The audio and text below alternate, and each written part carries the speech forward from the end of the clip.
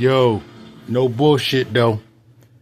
This thing is like actually, it kind of touches home more than anything because I grew up watching that show and I grew up kind of like that kid. As a matter of fact, this is a picture in my high school yearbook. That's like, hold up. That's me right there. It's kind of like, I kind of resemble the smile. Well, Malcolm Jamal Warner for sure. But yeah, nonetheless, man, this is something that really puts things into perspective. One thing that happens is as you get older and people start dying around you, they're usually older. But it still puts you in mind of your own mortality. But somebody that passes away, even though they say accidental, but I really don't believe it is, it still puts you in mind of your own mortality, that one day, you don't know when, you don't know how, but your mortality is coming and there ain't nothing you can do about it. And the older you get, the closer you are to having a natural demise. It's just natural. Like when you start looking at people's ages when they passing away from cancer and whatnot, or any type of illness, 77, they're 70 something.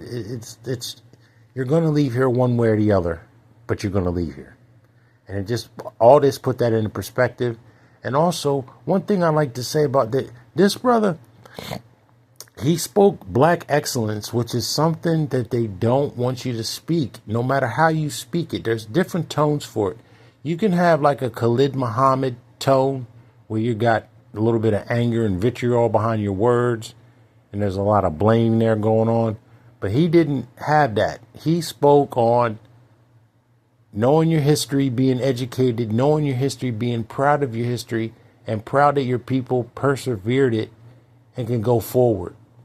And certain things have to happen for that to take place. But he didn't speak from the perspective of, hate or victimization.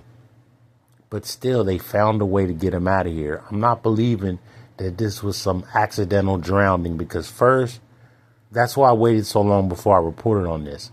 At first, they talked about he went for a swim by himself. Then he was swimming and some surfers saw him and tried to pull him back. And then he was swimming with his daughter. And it's just too many stories. But there's always some controversy around when somebody black unexpectedly dies. I mean, Michael Jackson, Prince, Sam Cooke, Whitney Houston, Angie Stone. It never stops. It never fails. But when you're 10 toes down, no matter how you do it, they're going to find a reason to get you up out of here. And another thing that I found that I didn't like is a lot of sisters is talking, this is what a black king is supposed to be. But I don't recall Theo, the character of Theo, being marketed to little girls as a teen heartthrob like your Michael J. Foxes and your Tom Cruises back in the day. My cousins, my sister, even though we all grew up Huxtable, they didn't have pictures of Malcolm Jamal Warner on their wall talking about how fine and how cute he was. They had pictures of LL Cool J up there. So, and that's just it. He spoke black excellence, but he's not going to garner the following of an Umar Johnson. He's not.